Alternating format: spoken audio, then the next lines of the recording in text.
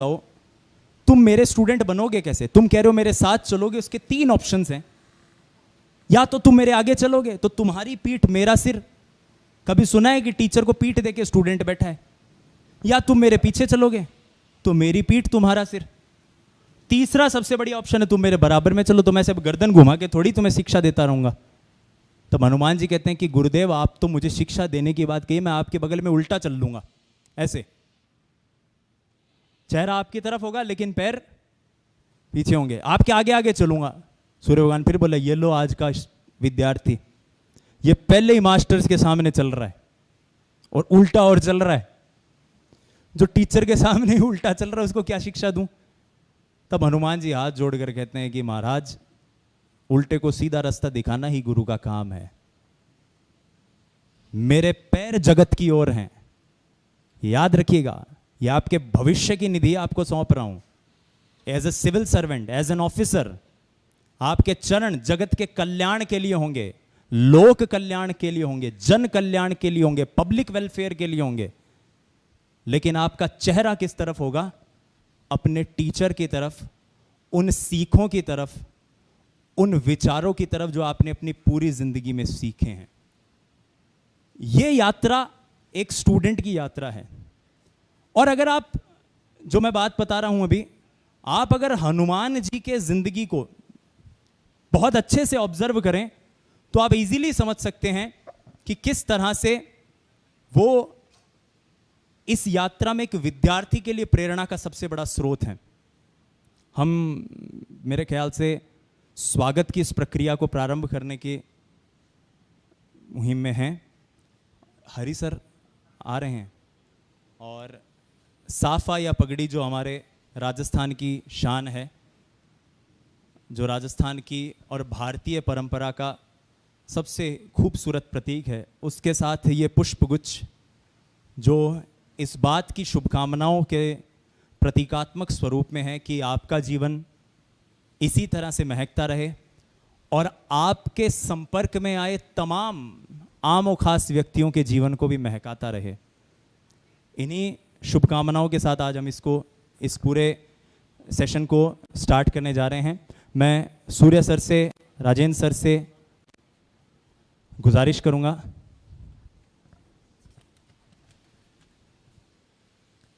कि आप आएं। सूर्य सर से मैं आग्रह करूंगा कि आप कृपया मंच पर पधारें और गुलदस्ता भेंट करने के लिए टीम कलाम से मैं रामावतार सर से रिक्वेस्ट करूंगा तो please be on stage. Ramavatar sir, आप कृपया मंच पर पधारें। टीम कलाम के मैनेजमेंट टीम के प्रमुख कोऑर्डिनेटर हैं और आपकी तालियों का क्रम रुकना नहीं चाहिए। और साफा पहनाने के लिए पगड़ी के इस प्रतीकात्मक स्वरूप में मैं हरिराम सर से रिक्वेस्ट करूंगा कि आप कृपया मंच पर आएं और राजस्थान की इस नैसर्गिक परंपरा की शुरुआत करें। पगड़ी की ये रस्म और माला के क्रम में मैं सुनील सर से आग्रह करूंगा, राजेंद्र सर से मैं आग्रह करूंगा। राजेंद्र सर, आप प्लीज आएं। राजेंद्र सर जो हमारे आईएएस विंग के चीफ कोऑर्डिनेटर हैं और आप स्वयं सिविल सर्वेंट हैं। एक बार जोरदार तालियां।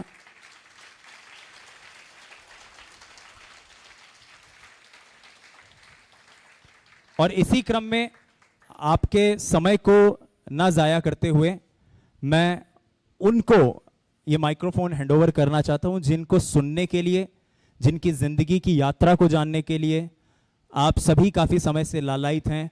हम लालायित हैं कि किस तरह से एक व्यक्ति पर्सन से पर्सनैलिटी की यात्रा पर जाते हैं, किस तरह से एक व्यक्ति उस मुकाम को हासिल करते हैं और न सिर्फ एक बार बल्कि 3 बार उस एग्जाम में सफलता को हासिल करते हैं, वो भी कोर टेक्निकल बैकग्राउंड से। IITN के साथ IAS का जो रास्ता उन्होंने अख्तियार किया है, 27th रैंक जो उन्होंने हासिल की है, कैसे उन्होंने हासिल की है, एक बार जोरदार तालियां। And the stage is all yours sir.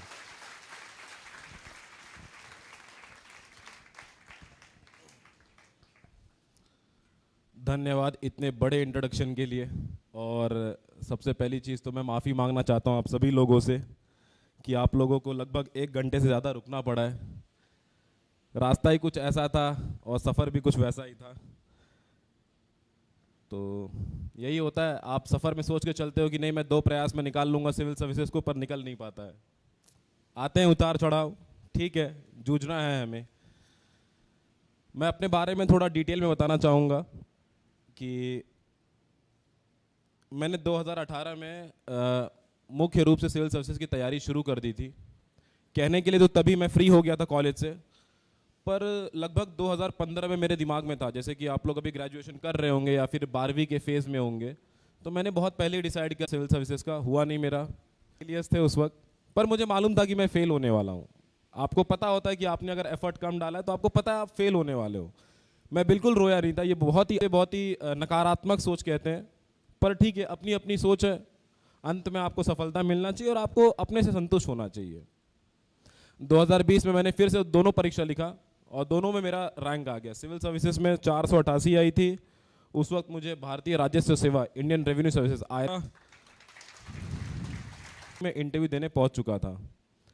फिर 2021 में परीक्षा लिखी प्रीलिम्स की, मेंस लिखा, इंटरव्यू दिया, चयन नहीं हुआ। मुझे मालूम था नहीं होने वाला, क्योंकि मेरा वैकल्पिक विषय मैथमेटिक्स ऑप्शनल था, अच्छा नहीं गया था। फिर 2022 में वापस से लिखा, प्रीलिम्स दिया, मेंस दिया, इंटरव्यू दिया और इस बार 27 रैंक आ गई। तो कुल ये जर्नी 6 बार मैं सिविल सर्विसेज धौलपुर हाउस में इंटरव्यू देने के लिए जा चुका हूँ। तो आसान तो नहीं है, मुश्किल है, नामुमकिन भी नहीं है। इस बैकग्राउंड को ध्यान में रखते हुए मैं आप लोगों से कुछ मेरे एक्सपीरियंसेस, मेरे तौर तरीके, मैं क्या बताना चाहता हूँ आपको और क्या आपको इस पूरे सेशन से लेके जाना है यहाँ से, कुछ हम इस चीज़ों पे बात करेंगे। बिफोर मूविंग ऑन, मैं ये भी कहना चाहता हूँ कि आप लोग अपने अपने जो पर्सनल सवाल होंगे वो भी पूछिएगा, बीच बोल के चले जाऊँगा, आप बस सुन लोगे। चलो विल स्टार्ट, ठीक है? सभी लोग प्रिपेयर्ड हो? मैं कुछ ऐसा नहीं बता दूंगा 30 मार खान की, मतलब आप लोग को जड़ी बूटी मिल जाए और आप लोग एक दिन में हनुमान जी की तरह जाओगे, कुछ ले आ जाओगे और फिर लक्ष्मण जी ठीक हो जाएंगे। ऐसा कुछ नहीं होने वाला। बहुत ही रियलिस्टिक होगा। जो चीज़ हर कोई बताता है बस वही चीज़ मैं बताऊंगा, बस आपको थोड़ा सा सीरियसली इस चीज़ को लेना है, ठीक है? बहुत पहले की बात है, मैं 6वीं कक्षा में था, तब मैं क्रिकेट खेला करता था। मेरे पिताजी आए और मेरे मित्रों से कहते हैं कि इसे लेके क्रिकेट मत खेला करो, आप लोग अपना खेल लो, मेरे साथ मत खेलो। तो मुझे तो नहीं मालूम था ये सब बातें हुई। कुछ काफ़ी साल बाद मुझे एक मित्र ने बताया कि आपके पिताजी ने एक बात कही थी कि 4 वर्सेस 40, आप चूज करो, 4 साल की कड़ी मेहनत और 40 साल का आराम, या 4 साल की ये खेल कूद और लापरवाही और जो भी आप समझ लीजिए ऐशो आराम, और 40 साल की दिहाड़ी मजदूरी वाली काम करना आपको ज़िंदगी भर। तब तो मुझे पता नहीं था ये चीज़ होती है, पर शायद मुझे जो गाइडेंस मिला पेरेंट्स की तरफ से कि नहीं आपको पढ़ना चाहिए, शायद वो आज बहुत फ्रूटफुल है। तो एक चीज़ आपको ये ध्यान में रखना है कि आपका प्राइम टाइम है पढ़ाई का। ये 4 साल के बाद आपके पास शायद कुछ नहीं होगा पढ़ने के लिए, शायद आपकी शादी हो जाए, शायद आपके ऊपर घर का फैमिली का स्ट्रेस हो, शायद फाइनेंशियल क्रंचेस हो कि आपको कमाना पड़ जाए, शायद आपको लोअर जॉब के साथ सेटिस्फाई होना पड़ जाए। तो 4 वर्सेस 40 में से choice is yours and so is the consequences. जैसा आप चॉइस करोगे वैसे ही परिणाम भी होंगे, ठीक है? ये एक मेरा मानना है। मतलब आप अपनी इच्छा से के हिसाब से चल सकते हो। मुझे लगता है कि सब लोग अग्री करते हैं कि 4 साल के साथ चलना चाहिए। क्या लगता है आपको? आप लोग खाए पिए नहीं क्या? एक घंटे से बैठ के थक गए मुझे लग रहा है। कोई बात नहीं। दूसरी चीज, सब लोग ये कहते होंगे एफर्ट डालिए, कंसिस्टेंटली मेहनत कीजिए, करेक्ट? पर हर मेहनत से क्या रिवॉर्ड मिलता है? आपने देखा होगा आपके आस पड़ोस में कि फला नाम के लोग 6 बार इंटरव्यू दे चुके हैं, 4 बार इंटरव्यू दे चुके हैं, या फिर यहाँ जा चुके हैं, ये परीक्षा लिखी, वो परीक्षा लिखी, 12 घंटे पढ़ते, पर कई बार रिजल्ट नहीं मिलता है। दूसरों के रिजल्ट पे नहीं जाना है, आपको अपना एफर्ट डालना है, आपको पॉजिटिव माइंडसेट के साथ अप्रोच करना है किसी भी एग्ज़ाम को, और आपको ध्यान रखना है कि आपको थोड़ा सा स्मार्ट वर्क करना और डिफरेंट करना है। अगर मैंने जो स्ट्रैटेजी को फॉलो की है और मैं कंसिस्टेंटली फेल हो रहा हूँ, और अगर आप मुझसे ही आकर पूछोगे कि ये एग्ज़ाम को कैसे क्लियर किया जाए, फिर तो मैं वही फेलियर वाला स्ट्रैटेजी बताऊंगा शायद आपको। और कुछ लोग इन्हीं फेलियर में ऐसे भी होते हैं कि शायद दे हैव फेल्ड बट उन्हें लेसन्स मिले हैं कि क्या सही रास्ता हो सकता है। ठीक है, तो मुझे लगता है कि एफर्ट जो है इस पूरे परीक्षा में बहुत इंपॉर्टेंट है, और एफर्ट का मतलब मेहनत है। आप सुबह से उठिए, आपके दिमाग में चलना चाहिए कि नहीं मुझे आज इतने घंटे पढ़ने हैं, ये सिलेबस का ये पोर्शन कंप्लीट करना है, इससे मैं यहाँ से पढ़ूंगा, फिर मैं इसको इतने दिन पे रिवाइज करूंगा। तो ये सब इतना तुरंत पॉसिबल नहीं होगा, मतलब आप लोग अभी बहुत ही बेसिक फेज में हैं कि आप लोग को प्रिपेयर्ड रहना होगा। इसलिए आप एक डायरी बनाओगे आज से, आप उस डायरी में लिखोगे कि आज मैंने इतने घंटे इतने समय पे पढ़ा, इतने से इतने के बीच में, और मैंने ये करना है जो करना है। दूसरी चीज मुझे ऐसा लगता है कि कंसिस्टेंट एफर्ट डालना भी मूर्खता होगा अगर आप रिवीजन नहीं कर रहे हो चीज़ों का। मतलब एफर्ट जो होता है, आप में से कितने लोग साइंस बैकग्राउंड से हैं? बहुत लोग हैं, अच्छी चीज़ है। तो आपने सुना होगा वेक्टर और स्केलार क्वांटिटीज। तो जो वेक्टर होता है वो दिशा दिखाता है, करेक्ट? तो मान लीजिए अगर आपको यहाँ से वहाँ जाना है और आपकी दिशा अगर यहाँ होगी और आप बहुत मेहनत कर रहे हो, मान लो आपने 24 के 23 घंटे लगा दिए, पर आप इस दिशा में लगा रहे हो, तो आपको रिजल्ट तो मिलेगा नहीं, आप तो गलत डायरेक्शन में जा रहे हो। इसलिए दिशा इंपॉर्टेंट है, वेक्टर भी इंपॉर्टेंट है। अगर आप इस डायरेक्शन में भी चल रहे हो और बहुत धीरे धीरे चल रहे हो तो आपको शायद बहुत टाइम लग जाए, सही बात। तो ये स्केलार और इसी दिशा से मैं कहना चाहता हूं कि आपके पास दिशा कब मिलता है? आपको जब कोई बताए आपको कि हाँ आपको इस रास्ते में जाना है। गूगल मैप आपको बताता है कि नहीं ये रास्ते से आगे से राइट है, आगे से लेफ्ट है।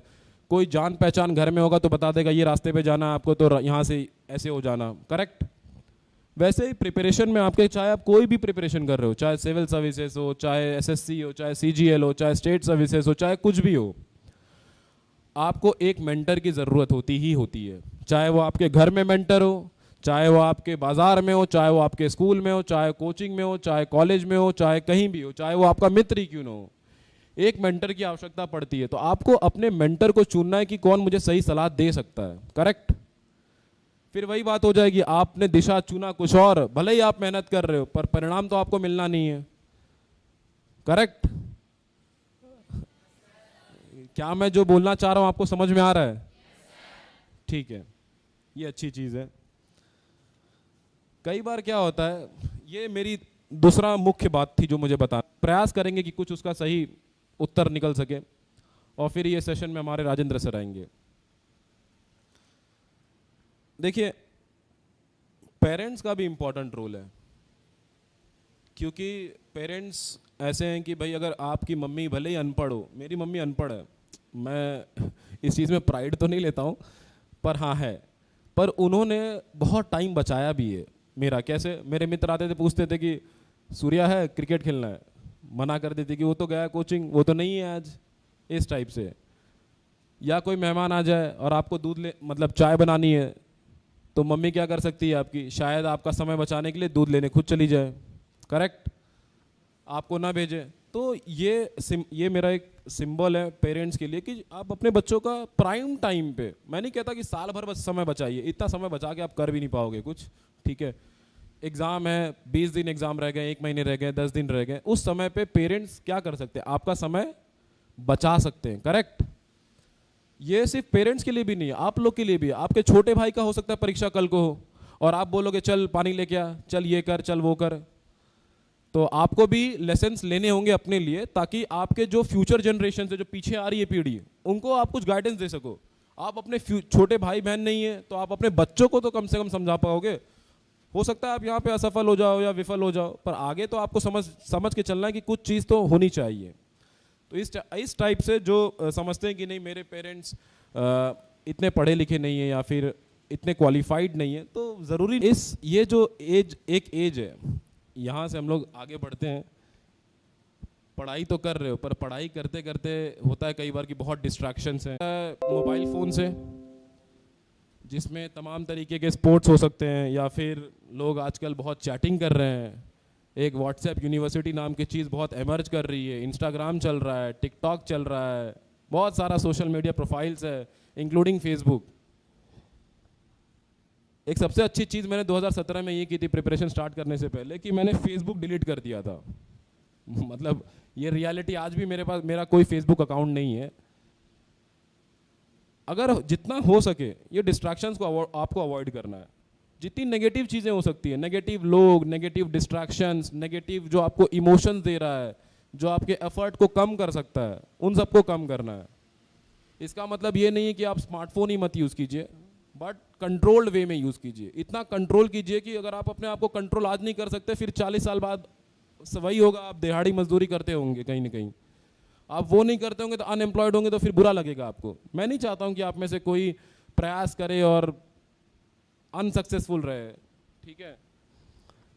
तो एक तो ये हो गया डिस्ट्रैक्शन अवॉइड करना। डिस्ट्रैक्शन बहुत सारे होते हैं। लोग आजकल इस एज में रिलेशनशिप स्टेटस बनाना चाहते हैं, मे बी दिखाने के लिए सोसाइटी में कि yes we are committed, yes we are not single any more, ऐसा। तो ठीक है, आपकी चॉइस है, पर मुझे ऐसा लगता है कि आप अपने एनर्जी को एक तरफ फोकस रखिए। अगेन वेक्टर स्केलार, आप अपनी दिशा को क्लियर रखिए। आपके माइंड में क्लैरिटी होना चाहिए कि नहीं, मैं जिस चीज़ के लिए आया पहले मैं उस चीज़ को कर लेता हूँ, उसके बाद ये सब। करेक्ट। कभी भी अपने करियर को प्रायोरिटी दीजिए किसी और चीज़ के ऊपर। स्टार्टिंग के फेज में एटलीस्ट आप जब तक 24-25 के नहीं होते हो तब तक आपको करियर को प्रायोरिटी देना चाहिए। करियर को प्रायोरिटी दीजिए, उसके बाद सब चीज़ अपने आप फॉल करेंगी प्लेस में। अगर आप अच्छे पढ़े लिखे हो तो आपको अच्छे लोग मिलेंगे, अच्छे रिश्ते आएंगे। ये दोनों के लिए ट्रू है, चाहे मेल हो चाहे फीमेल हो। 24-25 साल से मुझे याद आया कि मुझे मेरे जीजा जी लगते हैं, उन्होंने बहुत पहले एक बात बताई थी जब मैं शायद 17-18 साल का था। क्या उन्होंने कहा था 25 ईयर रूल, कि आपको जो करना है आप 25 साल तक कर सकते हो, उसके बाद आपकी एफिशिएंसी कम होते जाती है। जैसे हर चीज़ का ग्राफ होता है, चढ़ता है फिर उतरता है। करेक्ट। आपने इकोनॉमिक साइकिल देखा होगा, कभी रिसेशन आएगा, कभी फिर इकोनॉमी बूम करेगी, फिर इकोनॉमी में उतार चढ़ाव चलता रहता है। किसी के स्वास्थ्य में कभी एकदम तंदुरुस्त है तो कभी वो ढल जाएगा। वैसे ही मनुष्य के लाइफ साइकिल में भी आप देखोगे 20 से 35 साल की उम्र में आदमी का जो एकदम तंदुरुस्ती होती है एकदम ऊपर होती है, फिर धीरे धीरे ढलती जाती है उम्र के साथ। तो ये टाइम है कि आपका जो ब्रेन है सबसे इफेक्टिव काम कर सकता है एकदम एफिशिएंटली, और इस ब्रेन को आप जो कहोगे वो कर दे सकता है वो, मुझे ऐसा लगता है। तो आप अपने एनर्जी को कहीं और चैनलाइज करने के सिवाय आप पढ़ाई में चैनलाइज कर सकते हो। क्यों कर सकते हो? हाँ, ऐसी थोड़ी ऊर्जा दिखाओ, थोड़ा एनर्जी दिखाओ कहीं कहीं। तीसरी चीज एडिक्शन। डिस्ट्रैक्शन से आया mobile phone distraction, relationship distraction, घर में डिस्ट्रैक्शन, और एक इंपॉर्टेंट डिस्ट्रैक्शन होता है एडिक्शन। एडिक्शन आपको किसी भी चीज़ का हो सकता है।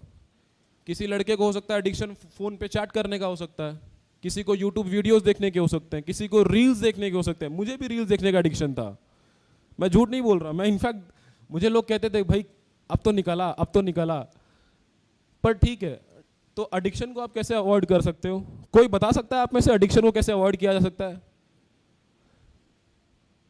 ये तो बहुत नॉन रिस्पॉन्सिव जनता है। कोई बात नहीं।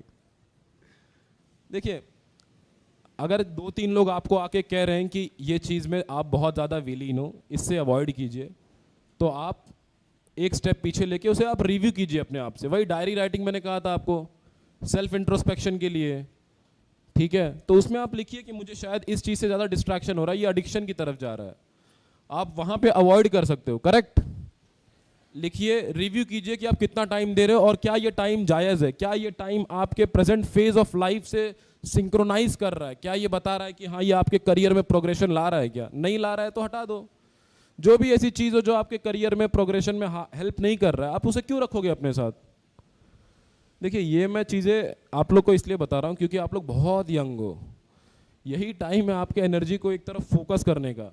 अगर आप लोग ने अभी नहीं किया तो डेफिनेटली आप 30-32 साल तक स्ट्रगल करोगे। डेफिनेटली आप बहुत स्ट्रगल करने वाले हो। अभी इतना अनएम्प्लॉयमेंट आ रहा है, इतना कंपटीशन इंटेंस हो रहा है, टफ हो रहा है, लोग जो सोसाइटी में जो इमेज है सरकारी जॉब को लेकर के, उससे उसी से आपको समझ में आता होगा कि इतनी इंपॉर्टेंस क्यों दी जा रही है। ठीक है, मैंने एक बात कही थी, मेंटरशिप। अभी ये जो डिस्ट्रैक्शन से अवॉइड करने के लिए भी आपको मेंटर चाहिए। आप अपने मेंटर को जाइए, बोलिए सर ऐसा ऐसा हो रहा है, तो शायद वो मेंटर आपको दो बातें बताएंगे कि अरे आप ये कर सकते हो, अरे आप इस तरीके से इससे हट सकते हो। शायद आप अपने पेरेंट्स से शेयर कर सकते हो। सबके पेरेंट्स उतने समझदार तो नहीं होते, पर पेरेंट्स लोग को कुछ ना कुछ तो भनक होती है। ठीक है, शायद वो आपको हेल्प कर सकते हैं, शायद आपका कोई दोस्त हेल्प कर सकता हो। तो आपको डिस्कस करना है प्रॉब्लम्स को। आप अंदर ही अंदर घुटोगे नहीं, अंदर ही अंदर अपने आप को एकदम स्ट्रेस आउट नहीं करोगे, डिप्रेस, डिमोरलाइज, डिप्रेशन, जो कहना है कह लो। जितनी नेगेटिव एनर्जीज है उसकी तरफ नहीं जाना है आपको। और इसलिए मैं कहता हूँ, कई बार मैं अपने दोस्तों से भी कहता हूँ कि मेंटल हेल्थ जो कहते हैं ना, मानसिक संतुलन, मानसिक जो आपका हेल्थ होना चाहिए, वो बहुत इंपॉर्टेंट है पूरे प्रिपरेशन में। आज आप खुश हो, कल नाराज हो, तो आपका emotion, negative energy, stress, anger, और फिर आप पढ़ नहीं पाओगे। सिंपल सा रूल है। आपको हरदम खुश भी तो रहना है। नहीं लगता आपको खुश रहने से पढ़ाई अच्छी होती है? तो खुश रहना भी इंपॉर्टेंट है पूरे प्रिपरेशन फेज में। और इसलिए आपको मेंटर से कंसल्ट करना होगा कि हाँ भाई, मुझे नेगेटिव एनर्जी मिल रही है, मैं आज डाउन फील कर रहा हूँ या डाउन फील कर रही हूँ, मुझे थोड़ा सा गाइडेंस चाहिए। हो सकता है आप 10 मिनट बात कर लो, देखना आपका पूरा एकदम नेगेटिविटी खत्म हो जाएगा, आप जोश जोश में जाओगे, अगले दिन 6 बजे उठ के पढ़ोगे। वो जोश शायद 4-6 दिन बाद ठंडा भी हो जाए, पर वो चाहिए वो चीज़।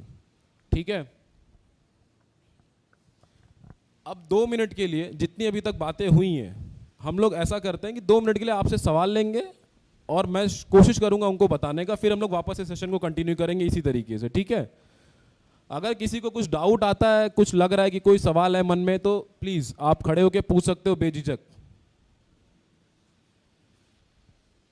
बोलिए।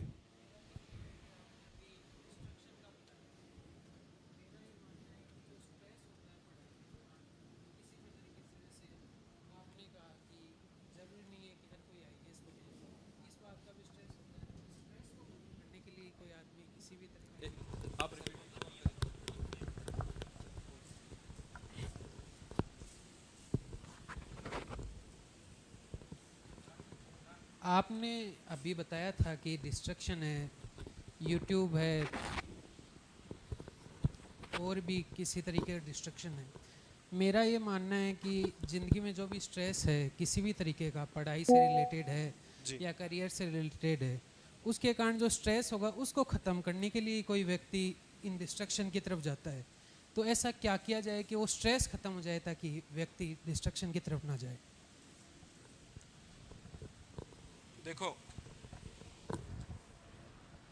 देखो स्ट्रेस को किल करना बहुत डिफिकल्ट है, एकदम से मार देना तो नॉट पॉसिबल है। जैसे आप बैक्टीरिया को एकदम, हर बैक्टीरिया को तो आप किल नहीं कर सकते, हर नेगेटिव एनर्जीज को एकदम से किल नहीं कर सकते आप। ठीक है, आपको जो मंत्र समझ में आता है आप मंत्र पढ़ना शुरू कर दीजिए, बाबा बन जाइए, कोई दिक्कत नहीं है। ठीक है, आप मंत्र पढ़िए जैसा आपको मेडिटेशन लगे। दूसरा, आप बात कीजिए लोगों से, तो क्या होता है इससे कि डोपामीन रिलीज होता है, स्ट्रेस रिलीज होता है, आपको एक चैनलाइज एनर्जी मिलती है। तीसरा, थोड़ा खेलिए। स्पोर्ट्स क्या होता है, स्पोर्ट्स से भी आपके जो अंदर के नेगेटिव एनर्जीज होते हैं, आप स्वेट होके आते हो, थक के आते हो, तो आपका माइंड डाइवर्ट होता है किसी नेगेटिव। सिविल सर्विसेज एक परीक्षा होती है। मेरे बैच में कुछ लोग थे जो जाते थे कोचिंग एक झोला उठा करके, तो मुझे लगा कि मैं टाइम वेस्ट कर रहा हूँ। मैं भी इसलिए 17 में देखा कि हाँ ये है, तो ये क्यूरियोसिटी से आ गया, क्योंकि मैं बहुत क्यूरियस था जानने के लिए कि क्यों जा रहे हैं ये बच्चे मेरे बैच के। एक चीज तो ये हो गई। बाकी सवाल ऑन करते हैं सेशन की तरफ। अब जैसे कि इन्होंने पूछा कि पढ़ाई के समय बहुत स्ट्रेस होता है। स्ट्रेस का एक और रीजन हो सकता है कि एक तो आप डिस्ट्रैक्शन से सो जा रहे हो, पढ़ते पढ़ते आपके दिमाग में कुछ और ही एक पिक्चर चल रहा है, एक मतलब हवाई महल टाइप पिक्चर चल रहा है, आपको पता ही नहीं क्या हो रहा है आपके साथ। और फिर तो फोकस के साथ पढ़ना है। फोकस कैसे आता है? अगर आपको लग रहा है कि आपके दिमाग में पिक्चर चल रहा है तो आप लिखना स्टार्ट कीजिए, आप पढ़िए मत, आप रीड मत कीजिए, आप लिखना स्टार्ट कीजिए। आपको लग रहा है कि मैं बहुत फोकस्ड हूँ, आज सुबह सुबह का समय है, आई कैन डू वंडर्स, आप पढ़िए। एक चीज़ सामने रखिए कि आपको एक मोटिवेशन टाइप में कोई कोट लिख दीजिए, कुछ लिख दीजिए कि आपको लगे कि आपको बार बार वो चीज़ खींच के लाए पढ़ाई के ऊपर। जैसे मैंने अपने लैपटॉप के ऊपर लिखा था, असफलता केवल यह सिद्ध करता है कि सफलता का प्रयास पूरे मन से नहीं हुआ। तो शायद पॉइंट मत करना। मैं नहीं चाहता था कि मैं 4 साल बाद जाके रिग्रेट करूं जो आज मैं पढ़ रहा हूं, ठीक है। इन्होंने पूछा था, स्ट्रेस की बात की थी। स्ट्रेस से ये होता है कि आप हार गए तो भी आपको स्ट्रेस होता है। तो उसमें मैं कभी कभार एक कविता है वो पढ़ा करता था। मैं पूरा तो नहीं पढ़ूंगा, हालांकि मेरे पास कुछ लिखे हुए लाइन जरूर है उसके। लहरों से डरकर नौका पार नहीं होती, कोशिश करने वालों की हार नहीं होती। आप सब ने इसके बारे में सुना होगा डेफिनेटली। बहुत लंबी कविता, मैं चाहता हूँ आप लोग पढ़ो उसे, बार बार सुनो और उसे गूंजो अपने दिमाग में। वो गूंजे तो समझ में आता है कि नहीं, आप में एक साहस है, आप कर सकते हो। और वो ज़रूरी है। ये सब चीज़ें जो बॉर्न टैलेंटेड होते हैं उनके लिए ये सब चीज़ें बहुत इररिलेवेंट होती है। उन्हें लगता है कि अरे ये क्या फर्जीवाड़ा है, हम तो ऐसे ही निकल गए थे। बहुत लोग पहले अटेम्प्ट में जो निकल जाते हैं उन्हें भी ऐसा लगता है कि ये सब चीज़ें इतनी मायने नहीं रखती है। पर जो मेरी तरह आता है, भेड़ चाल से 4-6 अटेम्प्ट लेके जाता है, उनके लिए ये सब चीज़ें बहुत इंपॉर्टेंट होती है। बार हुए, छठी बार नहीं, तो बहुत अप्स एंड डाउन्स आते हैं। इसके लिए आपको लड़ना पड़ेगा। ये कविता इसीलिए आपके लिए, ठीक है। ये पढ़ा करिए आप लोग, कुछ कुछ ऐसा आप कंटेंट बना लीजिए कि हाँ हमको लिखना है। अगर आपको लग रहा है कि नहीं मैं हवाई महल पिक्चर देख रही हूँ, या जैसे कि मैं अगर पढ़ता था स्पेक्ट्रम इंडियन, हर बार तो आपसे होगा नहीं, तो ये हर बार 15 का 20 होता था।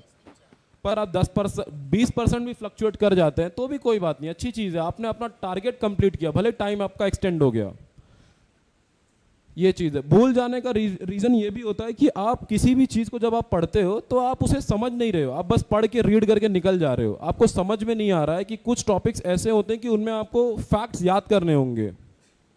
जैसे अगर मैं कहूँ कि स्वदेशी मूवमेंट था 1905 से लेके 1909 वाला, तो मुझे उसके अंदर के एक एक फैक्ट्स याद होने चाहिए। मुझे ये ज़रूरी नहीं है कि उसके एकदम छोटी छोटी बातें याद हो कि यहाँ पे ये हुआ, वहाँ पे वो हुआ। इससे इम्पॉर्टेंट है कि उसके एजेंडा क्या थे, इंडियन नेशनल कांग्रेस ने सेशंस में क्या कहा था, डिटेल में जाना ज़रूरी हो जाता है तब।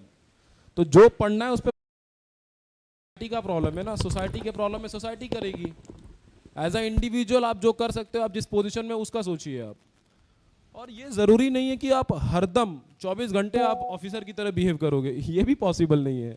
आप अपने आप को फेक रोल मॉडल में डाल के और कोशिश करोगे नकाब पहन कर कि मैं कुछ कर लूँ, तो वो मुझे नहीं लगता कि वो इफेक्टिव स्ट्रैटेजी है। बेहतर है कि आप सिविल सर्विसेज को निकालने का सिंपल तरीका है, सिलेबस, पढ़ाई करो, एग्जाम क्रैक करो।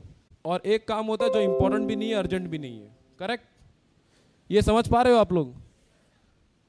तो उस काम को तो बिल्कुल नहीं करना जो इंपॉर्टेंट भी नहीं है, अर्जेंट भी नहीं है। मानते हो कि नहीं?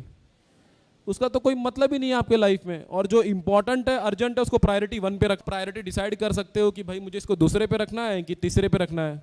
और कुछ काम ऐसे होते हैं कि जो बहुत अर्जेंट है बट इंपॉर्टेंट नहीं है। मतलब इंपॉर्टेंट मतलब जो क्या करना चाहिए, इस काम को करना चाहिए कि नहीं, आप उस कैटेगरी में डालिए या लिखिए बुक के ऊपर कि ये इम्पैक्ट होने वाला है और मैं ये कर सकता हूँ।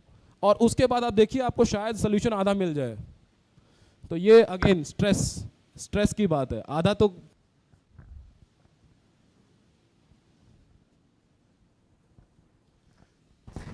लड़कियां भी सवाल पूछ सकती हैं, ऐसा नहीं है कि मैं लड़कियों का जवाब नहीं दूंगा सवालों का, ठीक है? Hello sir.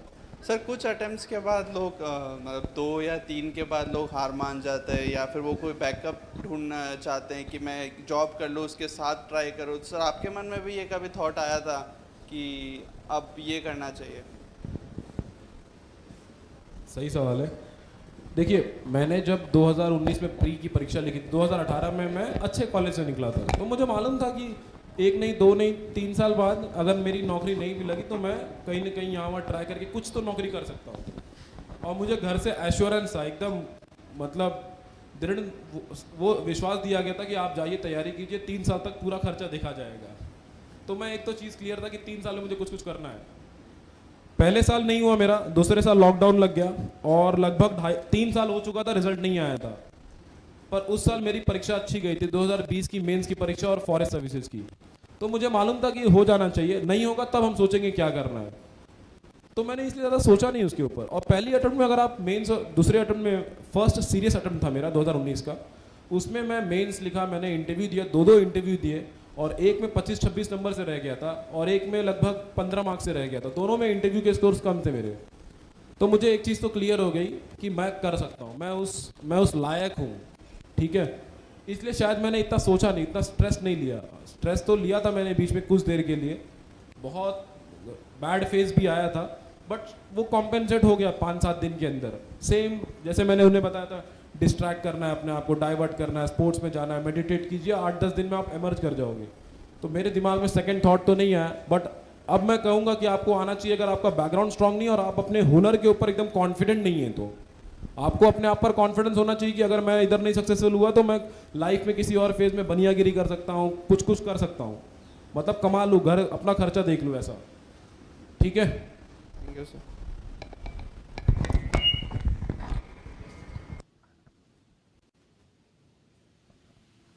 और सवाल नहीं है आपके पास किसी के?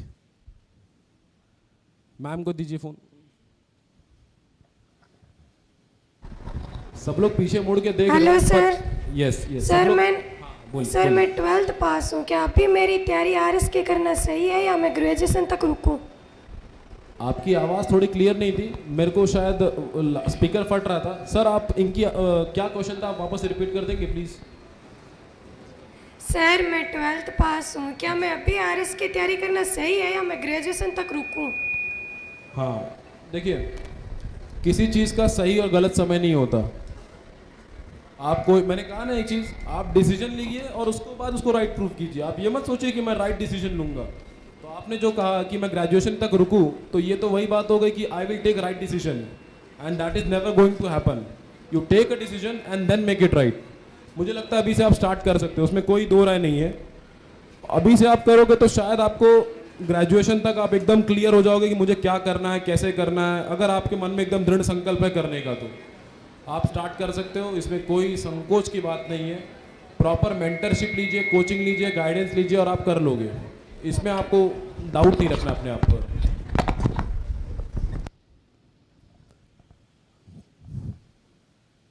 कोई और सवाल?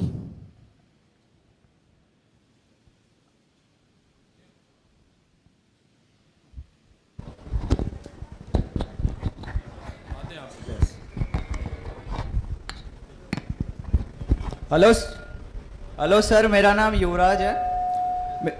मेरा आपसे सवाल है कि जैसे कि आप मेरा थॉट पकड़ने की कोशिश कीजिएगा। जैसे मैंने आज पढ़ने का मन बना लिया है और यहाँ से मैं जैसे 5 बजे घर जाता हूँ, तो मन करता है कि अब पढ़ लेते हैं, लेकिन उस टाइम मन नहीं करता पढ़ने का। फिर सोचते हैं आधे घंटे बाद पढ़ लेंगे, आधे घंटे बाद भी नहीं करता। फिर सोचते हैं 6 बजे कर लेंगे, 6 बजे भी नहीं करता। फिर सोचते हैं रात को पढ़ लेते हैं और रात को भी नहीं करता। फिर सोचते हैं सुबह उठ के कर लेंगे, सुबह उठ के भी नहीं करता। तो सर कब पढ़े फिर?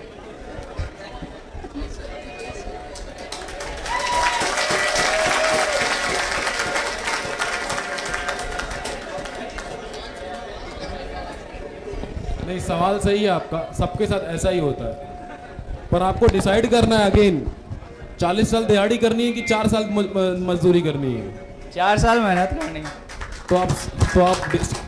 तो आप डिले नहीं करोगे कोई भी काम में। आपको डायरी बनानी है, आपको कंसिस्टेंटली अपने आप को याद दिलाना है यही 4 साल है मेरे पास जो है, उसके बाद वही दिहाड़ी मजदूरी करनी होगी।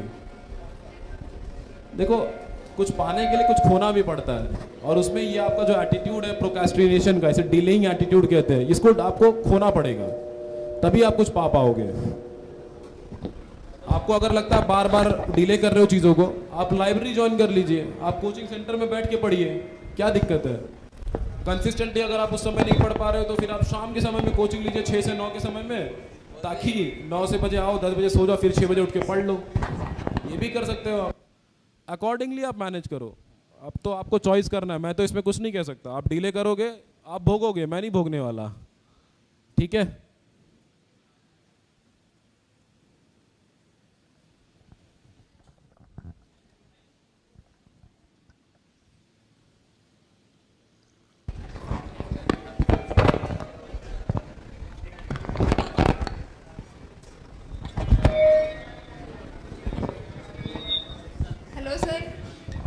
Sir first of all congratulation. Sir मेरा सवाल ये था कि एजुकेशन का मतलब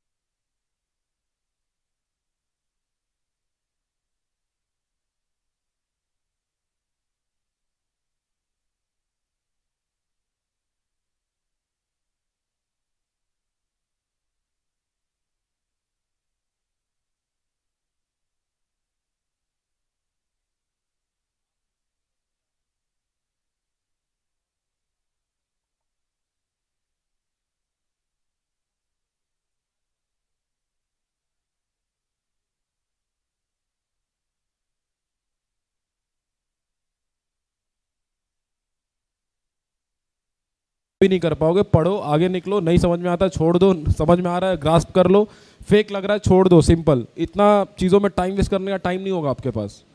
इतना ध्यान नहीं देना क्या फेक है क्या फेक नहीं है, क्या करेक्ट है क्या इनकरेक्ट है। याद रखो कोई करेक्ट करता है तो ठीक है, काट दो उसको, ठीक है। स्ट्रेस नहीं लेना है किसी चीज़ का। अपने मित्र श्री राजेंद्र चौधरी जी को मैं अब स्टेज पे बुलाना चाहूँगा।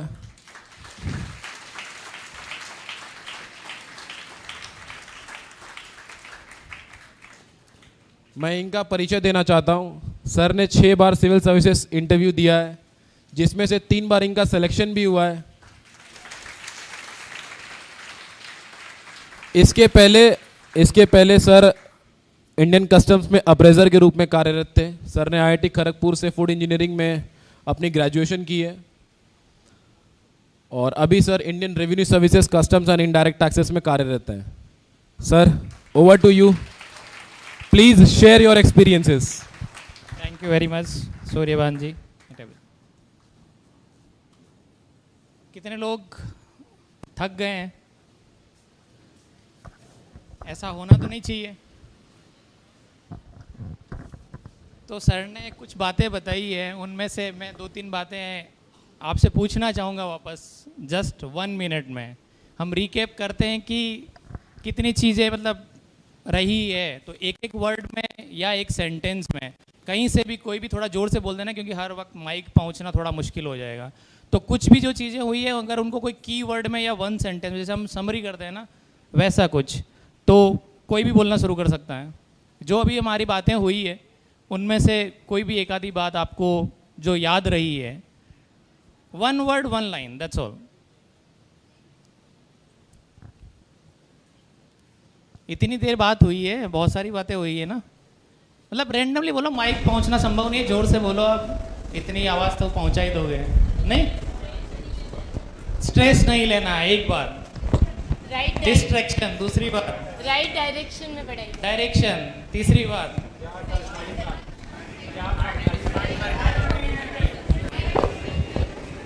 मैं रावण थोड़ी हूँ कि 10-20 सर कान लेके जा रहा हूँ, एक एक बोलो।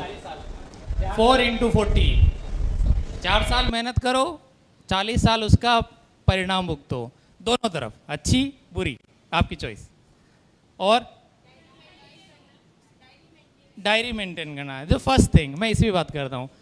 मैं यहाँ पे बहुत सारे लोगों के बैग देख रहा हूँ, कितने लोगों ने कॉपी निकाल के कुछ लिखने की कोशिश की? एनीवन? किसी ने भी?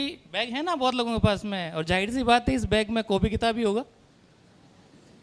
हम घर से कुछ सामान वान बेचने तो नहीं निकलते कि आज 5 साबुन डाल के चलते हैं मार्केट में बेच के आएंगे, ऐसा तो नहीं है किसी के पास, ठीक है? तो कॉपी है, यही चीज़ हमारी मेजर प्रॉब्लम में बन जाती है। जो युवराज ने पूछा था कि 5 बजे पढ़ने की इच्छा होती है, 6 बज जाता है, 7 बज जाता है, दिन बीत जाता है, अगले दिन वापस से 5 बजता है, फिर 12 बज जाता है। यही होता है कि हम बाद में सीख लेंगे, ठीक है? तो हमें कोई भी चीज़ शुरू करनी है वो इमीडिएटली ऑन द स्पॉट शुरू करना है। और पहली चीज़ जो सूर्यभान जी ने बोली थी वो यही थी कि हमें डायरी लिखनी चाहिए, तो वो डायरी अभी से लिखनी चाहिए थी। और ये जो 5-7 पॉइंट है, क्योंकि यहाँ से जाने के बाद में ये कोई भागवत की कथा तो है नहीं कि यार सुनने में मज़ा आया तो उसी से हम तर जाएंगे, ऐसा तो कुछ होना नहीं है ना। हमको एग्ज़ाम में बैठ के उसको लिखना है। ये सिचुएशन इनके सामने आई है, इन्होंने उसको भुगता है, उससे निकले हैं, तो इसका मतलब है कि वो चीज़ आपके सामने भी आएगी, क्योंकि ये प्रोसेस ऐसी है, क्योंकि इसमें हम सबको निकलना ऐसे ही होता है। हर कोई ऐसा नहीं होता कि एक दिन बैठा और सब कुछ पढ़ लेगा, ऐसा कभी नहीं होता है, ठीक है? तो इसलिए वो चीज़ें अभी से करनी। तो इसके अंदर 3-4 जो चीज़ें थी मैं उसको एक बार वापस समराइज कर देता हूँ। 3 Ds। First D diary, distractions, directions, addictions, mentorship and values. ये 6 चीज़ें इन्होंने बहुत डिटेल के अंदर ही अलॉन्ग विद क्वेश्चंस। क्लियर? समझ में आई आपको?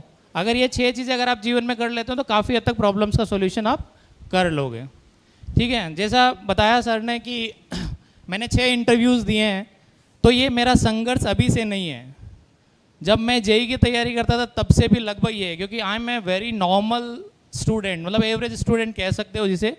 यहाँ पे कितने लोग हैं जिनका 10th में 80% से ज़्यादा मार्क्स है, ठीक है? मोस्टली सब कहीं हैं, आज की जनरेशन में तो 80% बहुत सिंपल है। बहुत सारे लोग हैं जो 60% 40% वाले हैं, वो भी आईएएस बनते हैं। तो आप में से हर कोई आईएएस बन सकता है।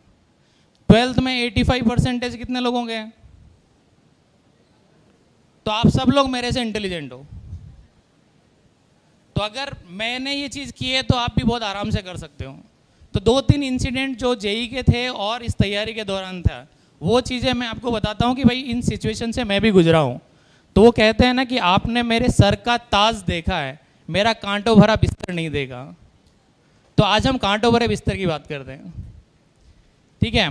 तो जाहिर सी बात है कि 12th के बाद में सबको आजकल बहुत गाइडेंस हो गया है, तो सबको पता है कि मुझे 11th में क्या करना है, मुझे 12th में क्या करना है। मुझे बस इतना पता था कि मुझे 11th में मैथ्स लेनी है। मैथ्स से क्या होता है मुझे नहीं पता, ये था कि इंजीनियर बनने वाली जो चीज़ थी कि वो इंजीनियर बनना है। 12वीं पास हो गया, पता नहीं कि इंजीनियर कैसे बनते हैं। मैंने जाके बीएससी में एडमिशन ले लिया। वहाँ एक पापा के फ्रेंड थे, उन्होंने बताया कि नहीं कोटा जाओ, वहाँ पे तैयारी होती है आईआईटी की, वहाँ पे जाके आप का हो सकता है क्योंकि परसेंटेज ठीक है, पढ़ने में ठीक हो तो शायद कर लोगे। तो फिर मैं कोटा चला गया। कोटा में 1 साल तैयारी की, कोई सिलेक्शन नहीं हुआ। दूसरी साल तैयारी की, कोई सिलेक्शन नहीं हुआ। तो घर वालों ने बोलना शुरू कर दिया कि भाई बहुत हो गया है, AAA का एग्ज़ाम होता था उस टाइम पे, तो आप ये वाला एग्ज़ाम निकाल लो, कोई इंजीनियरिंग कॉलेज मिल जाएगी, आपका काम हो जाएगा। लेकिन जब 2 साल नहीं हुआ तो एक अंदर से एक आग थी। जैसे सर ने बताया कि जो एक पोइम आपके सामने पढ़ के सुनाई कि लहरों से डर कर नौका पार नहीं होती, कोशिश करने वालों की कभी हार नहीं होती। वैसे हर एक व्यक्ति को मोटिवेट करने के लिए कोई ना कोई तकिया कलाम होता है जो आपको मोटिवेट करता है। सबके लिए ये पोइम काम नहीं करेगी, आपके लिए कोई और पोइम काम कर सकती है, बहुत लोगों को ये पोइम काम करती है। तो उस टाइम पे एक बुक आती थी, आप लोगों ने सुना होगा, जीत आपकी, शिव खेड़ा की बुक है, ठीक है। बाल मन है, आज हम पढ़ते हैं तो उस पर हंसी आती है ऑनेस्टली, लेकिन उस टाइम पे जब हम बच्चे थे तो हर एक लाइन, हर एक सेंटेंस हमें बहुत मोटिवेट करता था। तो वो बुक लगभग मैंने 20 बार पढ़ी होगी। तो उसमें जितने भी इंसिडेंट थे, जितने भी लाइनें लिखी थी, जितने भी कोट्स लिखे थे, वो मेरे को हमेशा याद रहते थे। और जब भी मेरे सामने कोई सिचुएशन आती थी मैं उसको बोलता था अपने आप से और एक कोई ना कोई रास्ता मुझे निकल आता था। तो जब ये वाला सेकेंड ईयर में मेरा सिलेक्शन नहीं हुआ तब काफ़ी टूटते थे, घर वालों की तरफ से भी प्रॉब्लम थी और गांव में भी आपको पता है कि बहुत सारी बातें चलना शुरू हो जाता है। तो उन बातों में ये था कि ये तो पढ़ने लिखने में अच्छा था, कोटा जाके बिगड़ गया, ठीक है। बिगड़ने का सर ने जिक्र किया है, तो ऐसी बहुत सारी बातें मतलब चलने लग जाती है तो जो आपके ऊपर एक क्वेश्चन खड़ा करते हैं। लेकिन जब मेरा ये सिंपल मानना है कि जब तक आपको अपने आप पे डाउट नहीं है, किसी और की सुनने की ज़रूरत नहीं, क्योंकि वो कहते हैं ना, दुनिया का सबसे बड़ा रोग क्या कहेंगे लोग। सिंपल सी बात है। तो लोगों का काम है कहना। 1 साल पहले जो बात कह रहे थे दूसरी साथ में वो अपोजिट कहना शुरू कर देंगे क्योंकि उनका काम है। तो सेकेंड ईयर में जब आ रहा था तो एक इंसिडेंट हुआ था मेरे साथ जिसने शायद मेरी ज़िंदगी बदल दी, जो काइंड ऑफ मैं 4x40 वाले में फिट कर सकता हूँ उसे। तो ट्रेन में मैं वापस आ रहा था कोटा से घर के लिए, तो एक सज्जन मिल गए थे और मेरी हमेशा से थोड़ी सी आदत रही है कि हम बातचीत शुरू कर देते हैं, किसी न किसी टॉपिक पे कुछ न कुछ सीखने को मिल ही जाएगा। तो उनसे बात कर रही थी तो उन्होंने पूछा बेटा क्या करते हो। तो मैंने बताया कि मैं आईआईटी की तैयारी कर रहा था बट 2 साल से मेरा कोई सिलेक्शन हुआ नहीं है, तो अब मैं सोच रहा हूँ या तो AAA ज्वाइन कर लूँगा या फिर मैं देखता हूँ कि अगर मैं दूसरा अटैम्प्ट दे सकता हूँ या नहीं दे सकता हूँ, समथिंग ऐसा। तो उन्होंने एक लाइन बोली थी कि जिस इमारत में तुम अगले 40 साल रहने वाले हो, 40 से ज़्यादा भी हो सकता है, कि जिस इमारत में आप अगले 40 साल तक रहने वाले हो, अगर उस इमारत को बनाने में 1 साल और लग जाता है तो मुझे नहीं लगता कि एक बहुत बड़ी तिलांजलि या बलिदान होगा। तो मुझे लगा कि नहीं यार ये चीज़ ऐसी है और मुझे एक बार कोशिश करना चाहिए, नहीं तो ज़िंदगी भर मलाल रहेगा कि मैंने शायद कोशिश नहीं की। तो फिर मैंने डिसीजन लिया कि मैं एक बार वापस से आईआईटी का एग्ज़ाम लिखूंगा और फॉर्चुनेटली वो चीज़ें मेरे लिए काम की और मैं उस साल आईआईटी के अंदर सिलेक्शन हो गया मेरा। और आज भी मतलब ये बात रही होगी 2006 की, कितने साल हो गए एनीवन? 16-17 साल का पूरा टाइम हो गया। लेकिन आज भी मेरे इंट्रोडक्शन की सेकंड लाइन क्या है मैं बताता हूँ। मेरा नाम राजेंद्र चौधरी है, अगली लाइन क्या होती है? BTech from IIT Kharagpur. तो 16-17 साल तो मैं जी रहा हूँ, ठीक है। आज भी मेरा कार्ड बनता है, उस कार्ड के ऊपर भी ये पोस्ट अभी एक नई जुड़ी है, उससे पहले या क्वालिफिकेशन में क्या लिखा रहता है? BTech IIT Kharagpur. तो वो जो चीज़ वहाँ पे थी उसने मेरे को यहाँ पे चीज़ दिया।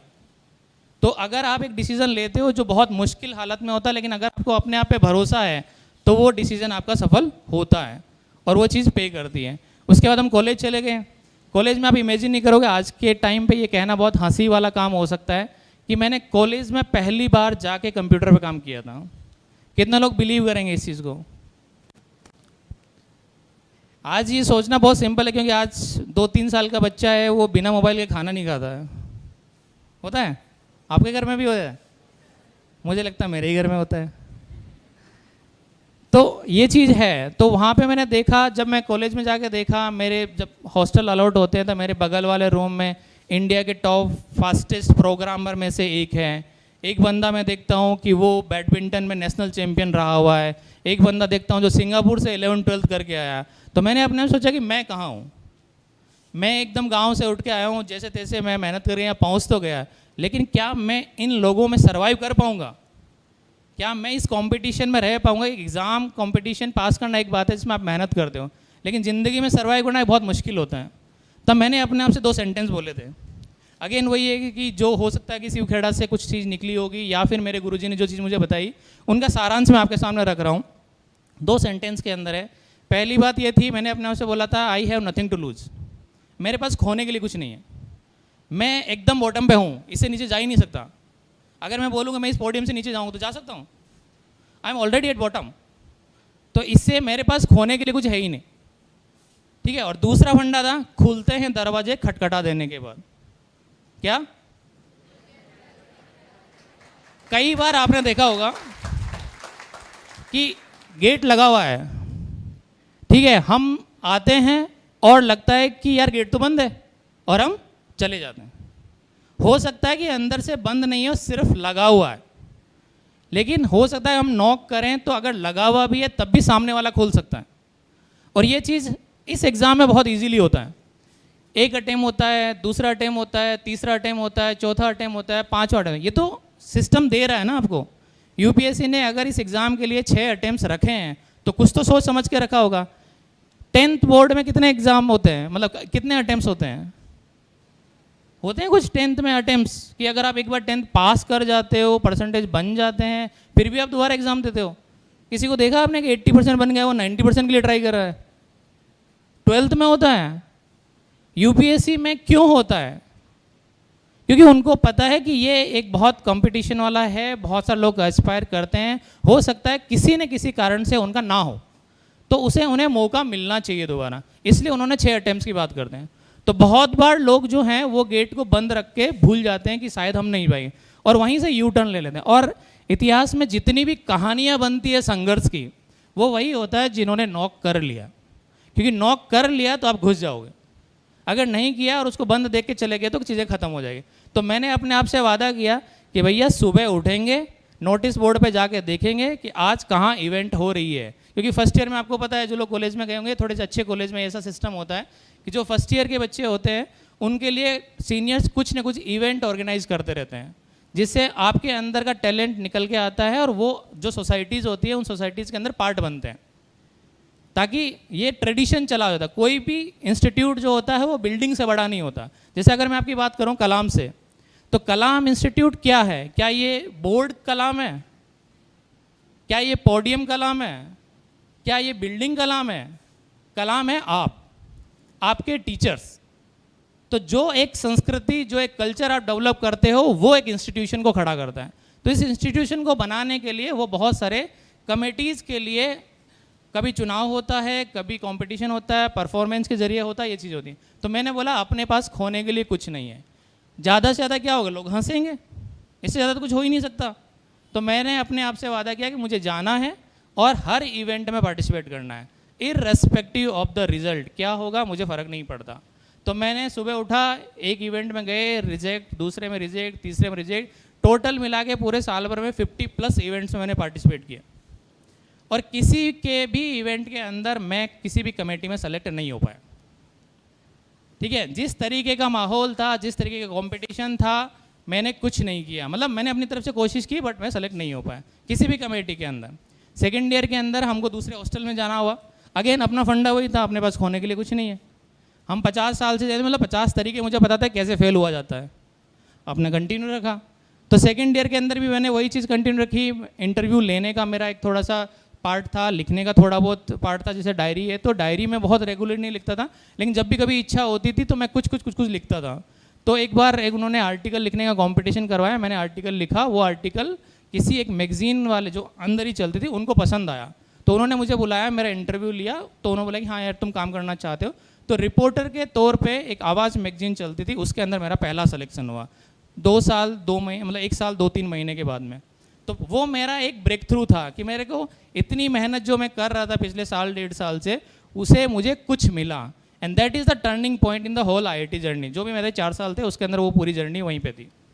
तो मैंने उसको किया, फिर उसके ज़रिए मैं इंटरव्यूज़ लेने गया, तो बहुत सारे लोगों से इंटरव्यूज़ किए, बहुत सारे कमेटीज़ के जो चीफ थे उनके इंटरव्यूज़ लिए, उससे मेरा और इंटरेस्ट बढ़ा।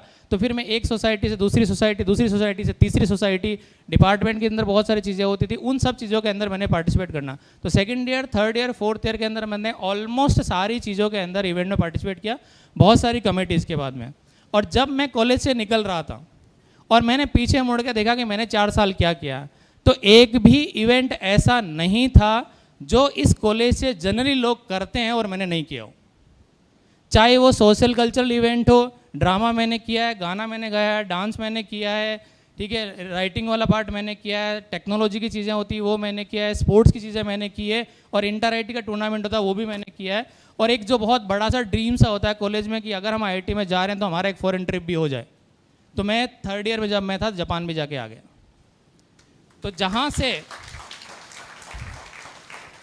जहाँ मैं एकदम जीरो था, कुछ नहीं था, उस कंपटीशन वाले माहौल के अंदर मेरा कोई अस्तित्व नहीं था, जब मैं वहाँ से बाहर निकला तो मुझे लगा कि मैंने वो हर चीज़ की है जो इस इंस्टीट्यूट में करते हैं लोग। इवन इलेक्शन भी लड़ा और वो जीता, ठीक है। पहले के भी जो 2-3 थे हमारे डिपार्टमेंट के, इलेक्शन ऐसा नहीं होता अपना यहाँ दर्ज होता है, पवे नहीं बढ़ते हैं, ठीक है।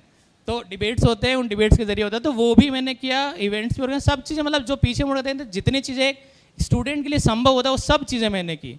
और वो मेरा सिर्फ एक ही डिसीजन था, मेरे पास खोने के लिए कुछ नहीं है और खुलते हैं दरवाजे खटखटा देने के बाद। अगर मैं वो चीज़ नहीं, और मेरे साथ कई दोस्तों ने ऐसा किया कि उन्होंने अपने आप को कमरे में बंद कर लिया, वहाँ पे इंटरनेट बहुत बढ़िया चलता है। आज आप देख रहे हो 4G वाली चीज़ें, ये मेरे कॉलेज में 2007-8 में भी था। इतना अच्छा इंटरनेट कि अगर आप मूवी डाउनलोड करोगे तो चुटकियों में डाउनलोड हो जाती थी। आज भी वो 5G की स्पीड नहीं आई जो हमारी लैन की स्पीड होती थी, ठीक है, क्योंकि इंटरनेट जो होता है, इंटरनेट मतलब अंदर का जो है, तो बहुत आराम से, मतलब एक मूवी जो 1.5-2 GB की होती है 10-15 सेकंड में डाउनलोड हो जाती थी। तो बहुत सारे लोगों ने सिर्फ अपना टाइम मूवीज़ देखने में निकाल दिया, सीरियल्स देखने में निकाल दिया। लेकिन मैंने एक डिसीजन लिया कि नहीं, मुझे कुछ करना है, और वो मुझे कॉन्फिडेंस दिया। और वही चीज़ थी जिसने मुझे कॉन्फिडेंस दिया कि मुझे सिविल सर्विसेज की प्रिपरेशन करनी चाहिए, क्योंकि मैंने अगर यहाँ पे अचीव किया है तो मैं वहाँ पे भी जाके अचीव कर सकता हूँ। अगेन वही है, टाइम लगा बट फाइनली चीज़ें हो गई। तो फाइनली क्या चीज़ समझ में आया इससे पूरा, कि अपने आप पे विश्वास करना है, ठीक है, और दूसरे लोग क्या बोलेंगे उससे हमें फ़र्क नहीं पड़ना चाहिए। अगर आपको अपने, मतलब सिंपल सा फंडा है, अगर आप मिरर में देख के अपने आप के साथ जस्टिस कर पा रहे हो ना, बाकी से फ़र्क नहीं पड़ता, कोई क्या बोल रहा है क्या नहीं बोल रहा, कुछ फ़र्क नहीं पड़ता, ठीक है। यहाँ पे कितने सारे लोग हैं जो किसी बच्चे के पेरेंट्स टाइप से, मतलब बड़ा भाई छोटा भाई, जो मतलब प्रिपरेशन वाले जोन में नहीं है, चाचा दादा ताऊ मम्मी पापा कुछ भी, एक ही है, सही है, 2, ठीक है। तो 2-3 चीज़ें मतलब मेरे को मेनली उनसे करनी थी, ठीक है, जो यहाँ पे, क्योंकि बच्चों को ज्ञान होने के बहुत सारे तरीके होते हैं, ठीक है। आज मार्केट में बहुत सारे चीज़ें अवेलेबल है, वो इधर उधर से पढ़ भी लेते हैं, यूट्यूब पे बहुत सारे टॉपर्स की बात होती है। लेकिन मैं एक चीज़ एड्रेस करना चाह रहा था, वो था कि सोसाइटी के तौर पे हम अपने आप में क्या देख रहे हैं। कि जैसे आपने देखा होगा, अगर मैं एक छोटा सा सवाल पूछता हूँ आपसे, कि बहुत सारी सोसाइटीज़ होती है, सोसाइटी का एक रिलीजन का पार्ट भी हो सकता है, सोसाइटी का अपनी कास्ट भी हो सकता है, लेकिन हर एक कास्ट, हर एक रिलीजन की कुछ आइडेंटिटीज़ होती है। तो अगर मैं आपसे ये पूछूं कि वर्ल्ड में सबसे ज़्यादा नोबेल प्राइज़ कौन सी कम्युनिटी ने जीते हैं, तो एनीवन कोई आंसर देना चाहे तो? क्रिश्चियन एक आंसर आया है, ज्यूज दूसरा आंसर आया है, और कोई? तो आंसर है इसका ज्यूज, जिसे हम यहूदी बोलते हैं, कि यहूदी कम्युनिटी ने आज तक सबसे ज़्यादा नोबेल प्राइज़ जीते हैं। और पॉपुलेशन वाइज अगर आप देखोगे तो मुझे लगता है लेस देन 1-2% होगी पूरे वर्ल्ड की पॉपुलेशन। तो ऐसा क्या है उस कम्युनिटी के अंदर कि वो वर्ल्ड में इतनी कम पॉपुलेशन है, फिर भी वर्ल्ड का हाईएस्ट अवार्ड जिसे कह सकते हैं हम, जिसके लिए हर एक साइंटिस्ट, हर एक देश का कोई भी लैब में काम करने वाला बंदा है, वो उसको एस्पायर करता है। पूरा भारत 150 मतलब 150 करोड़ का देश है हमारा भी, ठीक है। और टोटल मिला के अगर हमारे नोबेल प्राइज है तो अंडर 12-13, जिसमें हम उनको भी काउंट कर लेते हैं जो हमारे यहाँ पे थे और निकल लिए। इंडिया में रहते हुए कितने होंगे? 2-4 लोग होंगे। तो ऐसा क्या है? तो ये होता है कि हमारे एस्पिरेशंस क्या हैं एज ए सोसाइटी, हमारे ऐसे कौन से वैल्यूज़ हैं जो हमें इंस्पायर करते हैं। जैसे होता है ना कि हम गिर रहे हैं, तो आपने सुल्तान मूवी देखी है, आपने बॉक्सिंग के मैच देखे हैं, आपने मैराथन देखा है, आप तब तक जीत सकते हो जब तक आप गिर के वापस खड़े हो पा रहे हो। तो अगर आप गिर के वापस खड़े हो रहे हो तब तक आप रेस में हो। और यही चीज़ होती है किसी भी सोसाइटी के लिए, अपने व्यूज़ वो देखते हैं किस तरीके से। तो इसके अंदर मैं उन लोगों को, और स्पेशली जहाँ पे सारे बहुत सारे लोग भी हैं, मतलब स्टूडेंट भी हैं, तो सबके लिए चीज़ हो सकती है कि इकबाल साहब ने एक मेटाफर, जो हम बोलते हैं ना, मेटाफर क्या बोलते हैं, हाँ रूपक, जिसे उपमा बोलते हैं, ठीक है, वो चीज़ उन्होंने बनाई है। वो उन्होंने बोला है कि बाज जो होता है, ईगल जिसे बोलते हैं, जानते हो सब लोग, ठीक है, उसकी एक उपमा उन्होंने दी है। और उसके चलते उन्होंने बहुत सारी चीज़ें लिखी है कि क्या मतलब उसकी क्या कैरेक्टरिस्टिक्स होते हैं, किस तरीके से वो जीता है, क्या उसकी क्वालिटीज़ होती है। तो आपने एक सुना होगा बाजीराव मस्तानी में, चीते की चाल, बोलो, चीते की चाल, बाज की नज़र और बाजीराव की मतलब बाजीराव की तलवार से, राइट, कि तलवार से कोई पंगा नहीं लेना चाहिए क्योंकि बाजी कभी भी पलट सकती है। तो इसमें भी एक वर्ड उन्होंने बोला है, बाज की नज़र। आपने हिंदी में बहुत सारे मुहावरे भी देखे होंगे कि हमें बर्ड्स व्यू, जिसे हम बोलते हैं, अंग्रेजी बोलते हैं बर्ड्स व्यू। आपने अभी आईपीएल ख़त्म हुआ है, इसके अंदर भी देखा होगा कि बर्ड्स व्यू से पूरा स्टेडियम दिखाते हैं, वो सब बाज से ही आता है। और वो क्या है, उसकी दूरदर्शिता की फार साइटेडनेस, कि आप कितना दूर तक वो चीज़ें देख पा रहे हो। और वो होता है किसी भी सोसाइटी का अपना एक कैरेक्टरिस्टिक्स, कि हम अपनी चीज़ें कैसे देख पा रहे हैं। समझ रहे बात को, कि हम आगे क्या होगा। जैसे आपने ये देखा होगा कि इस सीकर की बात करते हैं, शेखावटी के अंदर बात कर रहे हैं, आज से 10 साल 15 साल पहले यहाँ पे आईआईटीज़ और मेडिकल में कितने सिलेक्शंस होते थे? बहुत कम, जिसे आप उंगलियों पे गिन सकते हो। लेकिन आज वो सिचुएशन क्या है, ऑलमोस्ट हर गांव से कोई ना कोई डॉक्टर बन रहा है।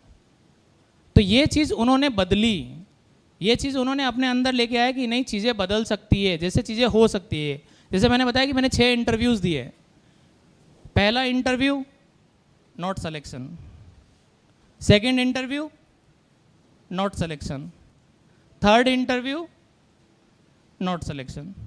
तो 3-0, यानी आईपीएल का मैच खेलना शुरू किया, पहला मैच हार गया, दूसरा मैच हार गया, तीसरा मैच हार गया, चौथा मैच जीत गया, पांचवा मैच जीत गया, छठा मैच जीत गया। तो जो स्कोर 1-0 से शुरू हुआ था वो लास्ट में 3-3 तक पहुंच गया। तो ये था भरोसा कि मतलब मैं कर सकता हूँ। और ये आईआईटी के टाइम पे होता है कि उस वक्त नागौर जिले से मुश्किल से 3-4-5 सिलेक्शंस होते थे, आज बहुत सारे हो रहे हैं। तो ये भरोसा था, ये सोसाइटी को रियलाइज़ हुआ, यहाँ के लोगों को ये भरोसा हुआ कि हम डॉक्टर बन सकते हैं, हम आईआईटीज़ में जा सकते हैं। तो अगला टारगेट क्या है कि यहाँ से भी क्या आईएएस निकल सकते हैं। इस रूम में कितने लोग बैठे हैं, एनी रफ आइडिया? 200, 300, 300 करीब। टोटल सीटें कितनी होती हैं? 700, 800, 1000। तो क्या ऐसा हो सकता है कि सीकर से 200-300 सिलेक्शन हो जाए? क्यों नहीं हो सकता भाई? It is a competition. Competition ये थोड़ी लगेगा कि आंध्र प्रदेश से 10 सिलेक्शन होने ही है, ऐसा कुछ है। लेकिन ये सोचना पड़ेगा, क्योंकि आज अगर हम सोच के लेवल पर नहीं हैं तो फिर हकीकत में कैसे होगा। कोई भी लड़ाई जो जीती जाती है, पहले कहाँ जीती जाती है? दिमाग में, फिर पेपर पे, और फिर हकीकत में। अगर आप दिमाग में नहीं जीत पा रहे हो तो हकीकत में जीतना मुश्किल हो जाएगा। असंभव नहीं है, मुश्किल हो जाएगा। पेपर पे नहीं करोगे, अगर आपका स्ट्रेटजी नहीं है तो चीज़ें मुश्किल हो जाएगी, असंभव नहीं है। बहुत सारे लोग होते हैं जो सीधा बिना किसी स्ट्रेटजी के अपना काम करते हैं, अच्छा खेल जाते हैं। कुछ लोग होते हैं जो फाइनल के लिए बने होते हैं, जो लीग मैच में अच्छा नहीं परफॉर्म करते हैं लेकिन फाइनल में अच्छा कर लेते हैं। बट वो जनरल एग्जाम्पल्स नहीं होते हैं, ठीक है, वो बहुत यूनिक टाइप के एग्जाम्पल है। तो हमें ये मेंटेलिटी अपने आप को ब्रेक करना है कि चीज़ें हो सकती है, नहीं हो सकती। तो एज ए सोसाइटी हमें चैलेंज लेना है। तो वो बाज वाली जो बात है, दूरदर्शिता वाली बात है, वो उसके अंदर होनी चाहिए। दूसरी क्वालिटी क्या होती है बाज की? एनीवन, कोई भी? बाज, ईगल और बाकी जानवरों में क्या डिफरेंस होता है? एक जना बोलो, कोई खड़ा हो गया आराम से। लंबी उड़ान भरता है, बहुत बढ़िया। अगर मैं आपसे ये पूछूं, तालियां बजाइए इनके लिए, लंबी उड़ान भरता है, अगर आप ये देखोगे कि बाज और बाकी जानवरों में क्या डिफरेंस होता है, तो बाकी जानवर मोस्टली क्या होता है, बादलों से नीचे नीचे उड़ते हैं। पेड़, मतलब पेड़ पे हो गया, एक डाली से दूसरी डाली हो गया, एक छत से दूसरे छत पे हो गया, ये सब चीजें चलती हैं। लेकिन बाज कहाँ उड़ता है? बादलों से ऊपर उड़ता है। विवेक जी, आप शेर सुनाएंगे कोई जो इस पे होता है? हाँ, इकबाल का है, मैं देखता हूँ, मेरे पास होना चाहिए।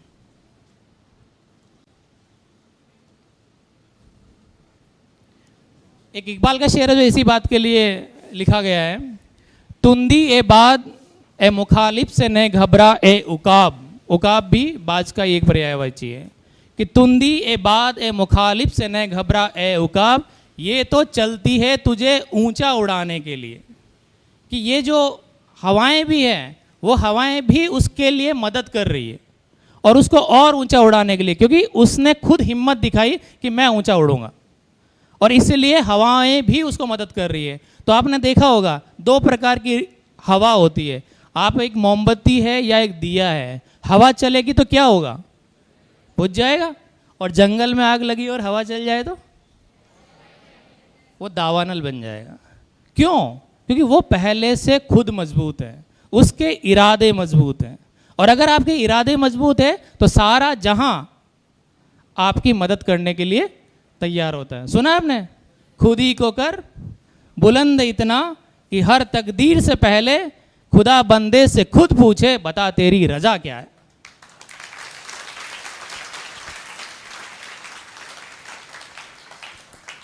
ये खुदी क्या है? What is the meaning of खुदी? कोई बताएगा? स्वयं, व्यक्तित्व है। जैसे विवेक जी ने बताया था शुरुआत में, व्यक्ति से व्यक्तित्व में ट्रांसफॉर्मेशन। आज सूर्यभान जी इज नॉट ए सूर्यभान, ठीक है? ये कोई व्यक्ति नहीं रहा है, ये एक इंस्टीट्यूशन बन गया है। आज ये इतनी दूर से चला गया, आप इतनी देर तक बैठे रहे थे इनको सुनने के लिए। क्यों? क्योंकि सूर्यभान तो रिजल्ट के पहले भी सूर्यभान ही था। इससे पहले एक साल जब ये आए इसने तब भी वही थे। इनकी सोच में बहुत फर्क नहीं आया, लेकिन इन्होंने जो मुकाम हासिल किया, जो इनका व्यक्तित्व बन गया, जो इनका आत्मविश्वास बन गया, उसको सलाम करने के लिए आप यहाँ पे थे, जिसके लिए आप भी बधाई के पात्र हैं। तो ये खुद ही होता है अपना व्यक्तित्व, कि वो खुद ही बनता कैसे है। ऐसा थोड़ी है कि बाज के जीवन में समस्याएं नहीं आती, बाज के जीवन में भी समस्याएं आती है। और सबसे बड़ी बाज की समस्या आपके सामने बताता हूँ।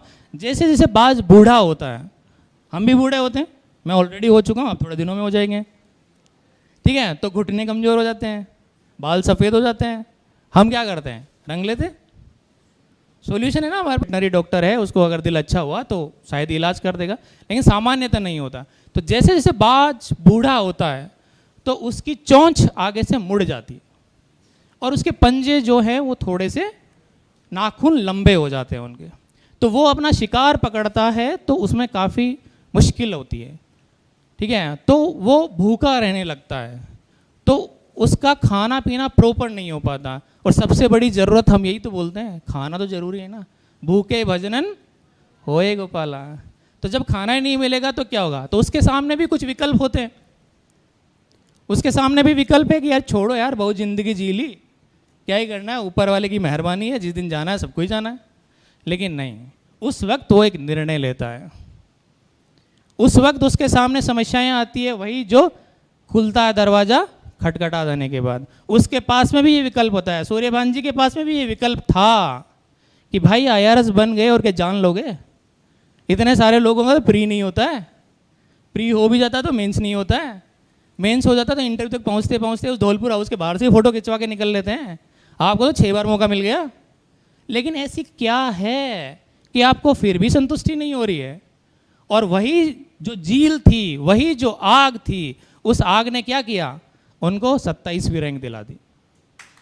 अपना होम कैडर सबसे बड़ी बात होती है कि अपना होम का डर, अपने लोगों को, अपने समाज के लोगों को सर्व करने का मौका, जो अगले 30 साल, ही जस्ट 34 ईयर ऑफ सर्विस इनके हाथ में है।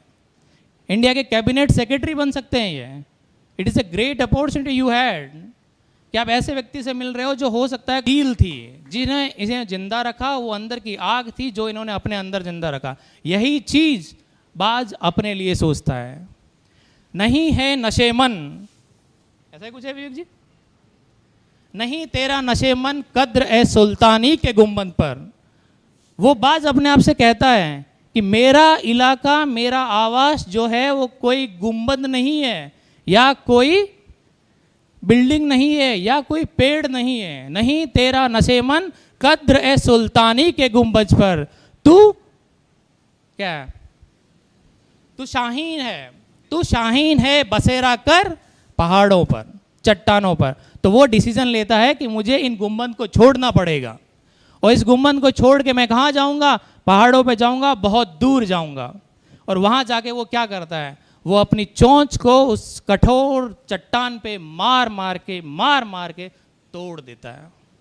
वो जो नाखून उसके बढ़ गए थे, जिसकी वजह से वो अपने शिकार को ढंग से नहीं पकड़ पा रहा है, उसको वो तोड़ देता है। आप इमेजिन कर सकते हो कि कितना पेन हुआ होगा, कितना दर्द हुआ होगा उसे, कि पहले कुछ तो मिल जाता था, कोई तो आलसी जानवर होता होगा जिसे वो पकड़ के खा लेता होगा। अब तो वो भी नहीं मिला, क्योंकि उसकी चोंच टूट गई है, उसके नाखून जो थोड़े बहुत थे, बूढ़े थे, वो भी चले गए। तो कई कई दिनों तक उसे खाना नहीं मिलता है, पहाड़ पे, चट्टान पे वो अकेला रहता है।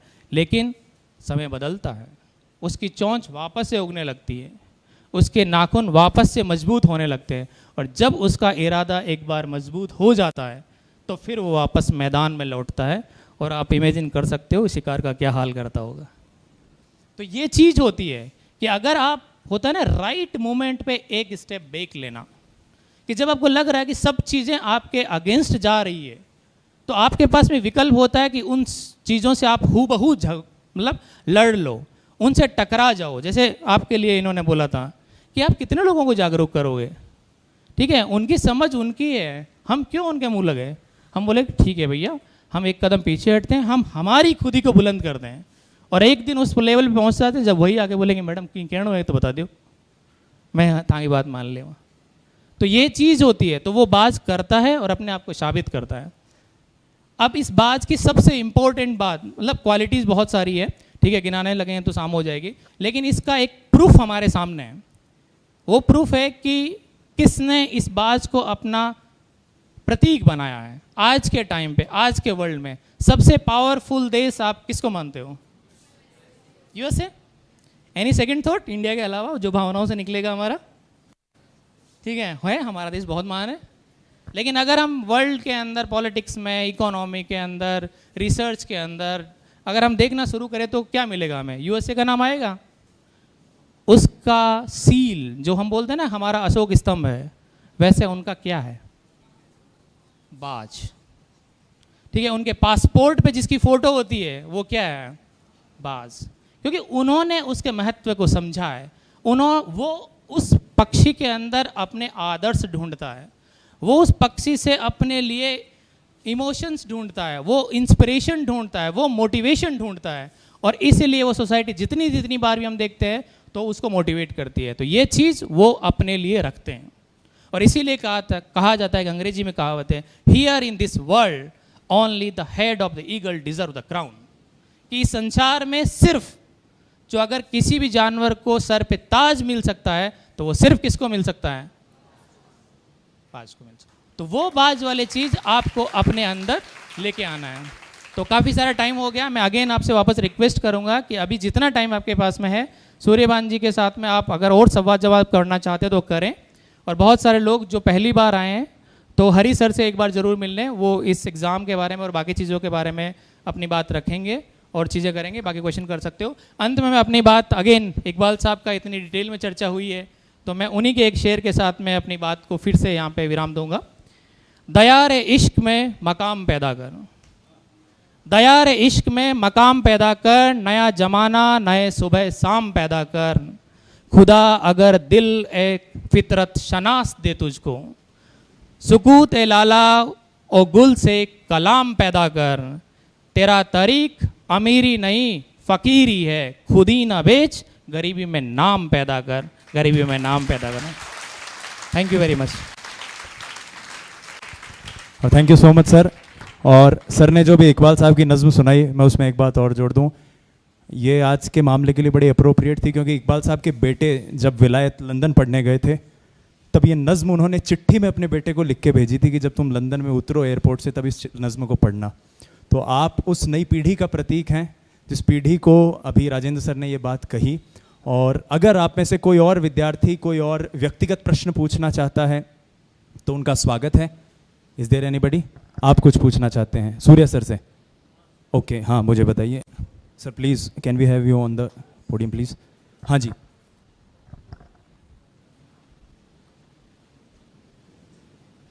Hello sir. सर मेरा क्वेश्चन ये है कि जैसे हमने आज कोई भी सब्जेक्ट पढ़ना शुरू किया है, तो सर उसको वैसे पढ़ लिया तो 10-15 दिन वो याद रहता है, उसके बाद सर क्या है कि उसको धीरे धीरे भूलने लग जाते हैं, और जैसे 1 महीने बाद में देखा तो कुछ भी याद नहीं रहता है, और फिर उसको पढ़ने का मन ही नहीं करता, क्योंकि वो जो याद नहीं रहता है फिर उसको क्या ही पढ़े सर। तो इसको लंबे समय तक या तो फिर याद रखने के लिए या फिर वैसे कुछ सर। Yes sir. अगर आप ध्यान से सुन रहे होते कि मैंने क्या बताया था आपको, ये मेरी ख़राब आदत है, जब मैं कोई चीज़ बताता हूँ और कोई चीज़ वापस से दोबारा पूछते हैं तो मैं टोक देता हूँ। कोई बात नहीं, मैं आपको बताता हूँ। मैंने बताया था कि आप निश्चित रूप से आप भूलोगे, आप कोई बहुत बड़े तीसमार खान थोड़ी हो कि आपको एक बार में याद हो जाएगा। इसीलिए तो मैंने कहा था डायरी मेंटेन कीजिए आप उसमें लिखिए कि मैंने 1 तारीख, आज 2 तारीख या 3 तारीख है तो मैंने आज ये पढ़ाई की है। आप 1 महीने बाद उसे वापस से रिविजिट कीजिए कि मैंने क्या पढ़ाई किया था। मैंने कहा वापस हर हफ्ते रिव्यू कीजिए कि आपने क्या पढ़ाई की है। हर 40, 45, 30 दिन पे आप जो चीज़ें पढ़ चुके हैं उसको रिवाइज कीजिए। एक चीज़। दूसरी चीज़, रिवाइज करके तुरंत टेस्ट दीजिए और अपने आप को देखिए कि आप कहाँ पहुँचे हो, किस मुकाम पर हो। आपको एक बार में नहीं याद होगा, ये मैं आपको आश्वासन दे सकता हूँ। आपको कंसिस्टेंटली 5 से 7 रिवीजन करना पड़ेगा बिफोर एग्जाम, कोई भी चीज़ को एकदम कॉन्फिडेंटली करेक्ट करने के लिए।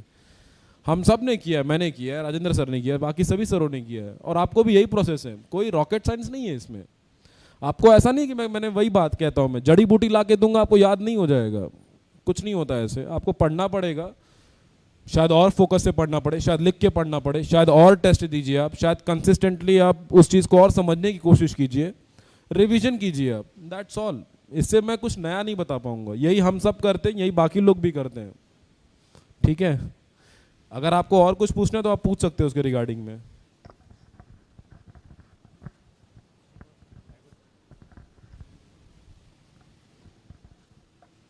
आप लोग के हो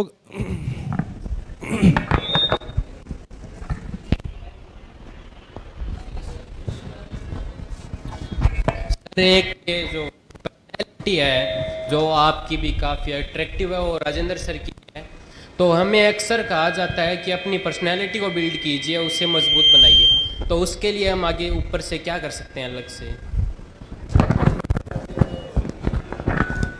अगेन इसको मैंने 2 बातों में कहा था। एक, आप खुद को सुधारिए, फिर समाज सुधरेगा। आपको पहले तो अपने आप को सुधारना है, अपनी छोटी छोटी हरकतों में थोड़ा बदलाव लाइए। मैं नहीं कहता कि आप बहुत साधु संत बन जाइए, ऐसा नहीं है। सिंपल आप किसी को 2 बातें गाली दे रहे हो बिना मतलब का, उसको अवॉइड कीजिए। आप माता पिता की 4 बात नहीं मानते हो तो 1 बात मत मानो, 3 बात मान लो, इस टाइप से।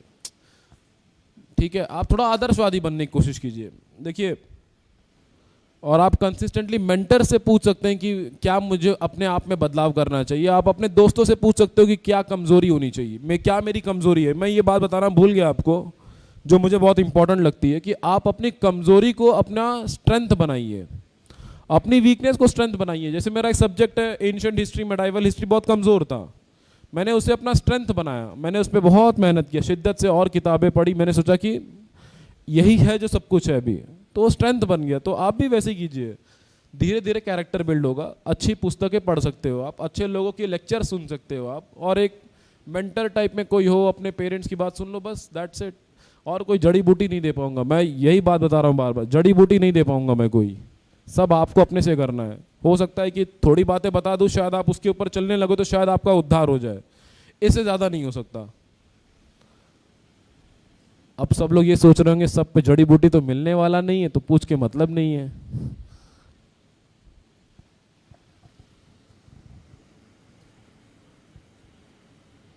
कोई और है हेजिटेशन में, नहीं पूछ रहा है, बहुत हिचकिचा रहा है कि पूछें कि ना पूछें, पूछें कि ना पूछें? 15 लोग पलट कर देखेंगे प्लीज।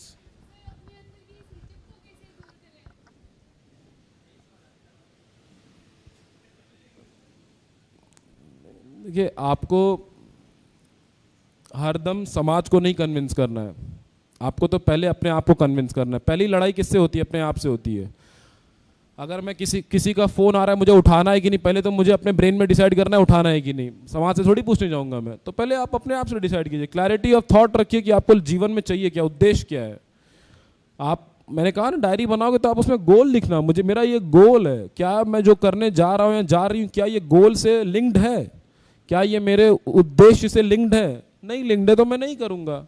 क्या ये मेरे लॉन्ग टर्म गोल्स जो हो सकता है, जैसे कि अगर मेरे हेल्थ से रिलेटेड है, मुझे लगता है कि नहीं इसमें इन्वेस्टमेंट करना चाहिए, क्या उससे लिंक्ड है तो मुझे करना चाहिए। अगेन, एक दिन में नहीं ये सब दूर होता है, धीरे धीरे आप जैसे जैसे बड़े हो जाओगे और कॉन्फिडेंस आएगा, पढ़ाई करोगे, मेहनत करोगे, मे बी टाइम के साथ मैच्योरिटी आती है तब होगा, ठीक है। मैच्योरिटी के साथ वो चीज़ें, आपकी हिचक, हेजिटेशन सब दूर हो जाएगा। पर एक चीज़ याद रखना, क्यूरोसिटी मैंने कहा था, हरदम आपको सवाल पूछना है, हरदम आपको कोशिश करना है कि आप किसी भी चीज़ को क्यूरोसिटी से डील करो, जानो उसके बारे में, और फिर आपको अपने आप आइडिया हो जाएगा मुझे क्या करना चाहिए क्या नहीं, ठीक है। हिचकिचाहट वैसे ही दूर होती है।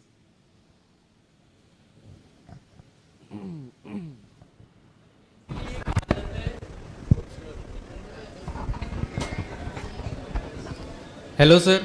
सर, मेंस के लिए ये कहा जाता है कि जो आपके जीएस पेपर्स होते हैं वो आपकी रैंक डिसाइड नहीं करते, जितना कि ऑप्शनल पेपर करते हैं। तो अगर आपके पास एक से ज़्यादा सब्जेक्ट का ऑप्शन हो तो आप कैसे डिसाइड करेंगे कि कौन सा ऑप्शन आपके लिए बेस्ट रहेगा?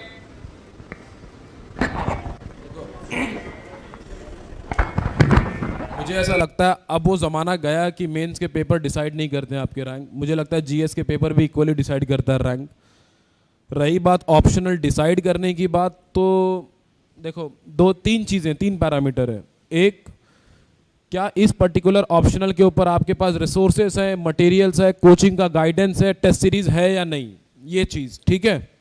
जैसे अगर आप सोच रहे हो कि इंग्लिश लिटरेचर ले लो, इंग्लिश लिटरेचर का मार्केट में गाइडेंस नहीं है, मटेरियल नहीं है, कुछ नहीं है, आप ले लोगे तो आप फंस जाओगे, भले ही आपकी कितनी भी रुचि हो इसमें।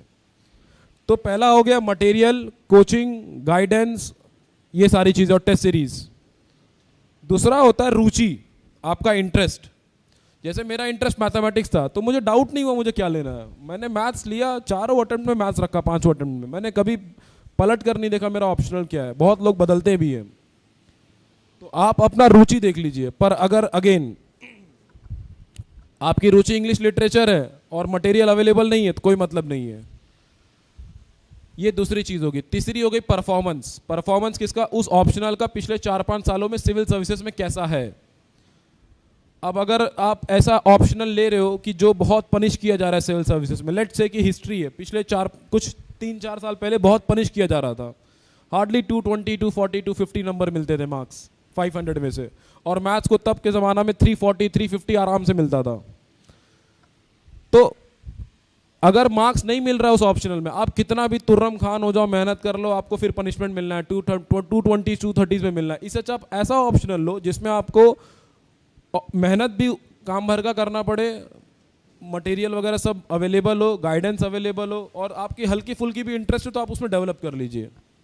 तो ये 3 पैरामीटर्स हैं, ठीक है। पहला उसका परफॉर्मेंस क्या है, दूसरा आपका इंटरेस्ट है या नहीं, तीसरा मटेरियल कितना अवेलेबल है मार्केट के अंदर। इन 3 के बेसिस पे आप डिसाइड कीजिए क्या ऑप्शनल आपको चाहिए, ठीक है। ये 3 आपको हेल्प करनी चाहिए मेरे हिसाब से। और कोई क्वेश्चन?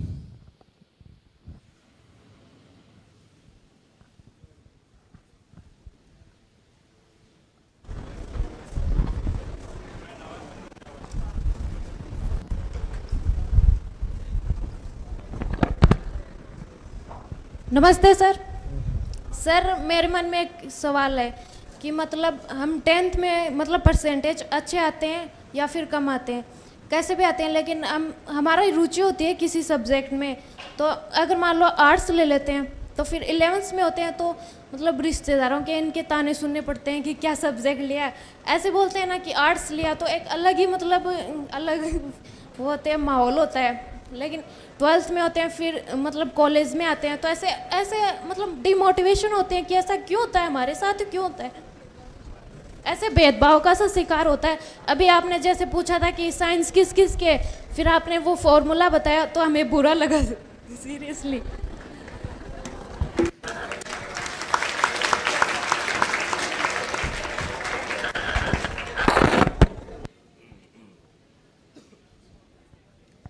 देखिए,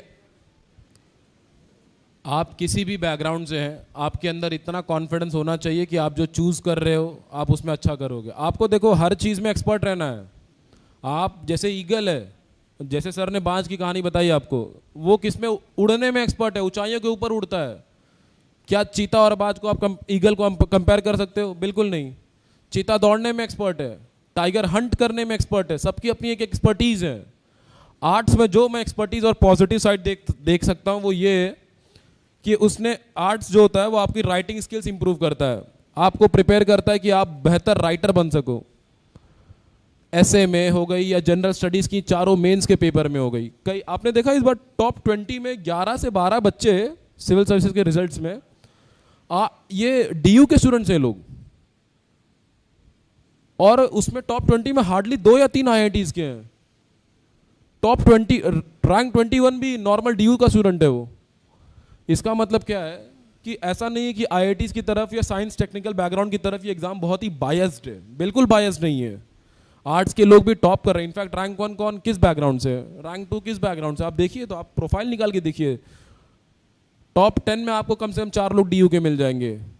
तो ऐसा नहीं है कि आर्ट्स बैकग्राउंड होने का सिर्फ नुकसान है। भेदभाव की बात है तो वो इसलिए करते हैं क्योंकि आपके पास शायद प्राइवेट नौकरीज के लिए अपॉर्चुनिटीज़ कम होते हैं। सोसाइटी ने आर्ट्स को ऐसा देखा है कि बहुत आसान सा फील्ड है और लोग लापरवाही में पढ़ने के लिए ले लेते हैं कि भाई हमने बीए कर लिया, ग्रेजुएशन हो गया नाम के लिए। पर आप उन्हें गलत प्रूव कर सकते हो और ये आपके पास अच्छा मौका है कि आप आर्ट्स लो और कोई अच्छा एग्जाम क्रैक करो और उनके मुंह पे एक तमाचा मारो कि देखो भाई ऐसा है आर्ट से भी बहुत कुछ किया जा सकता है। ठीक है, ये आपके ऊपर है, अब आप उनको गलत प्रूव करो। ठीक है,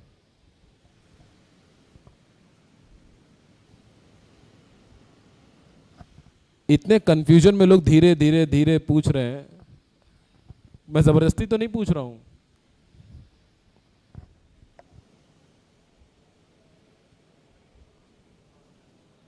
तो ठीक है, कोई बात नहीं। आप लोगों ने कुछ कुछ सीखा कि नहीं इस पूरे सेशन से, 2 घंटे के सेमिनार से? अब ये सीखा कुछ कुछ और उसे कन्वर्ट करना है एक प्रॉपर रिजल्ट्स में भी, करेक्ट? ठीक है, मैं श्री विवेक जी को माइक थमा देता हूँ। वो आ गए, बोल तो नहीं रहे कि मुझे माइक चाहिए, बट कुछ चीज़ें अंडरस्टूड होती हैं। Thank you so much sir. और एक बार जोरदार तालियां हमारे डिग्निटरीज के लिए।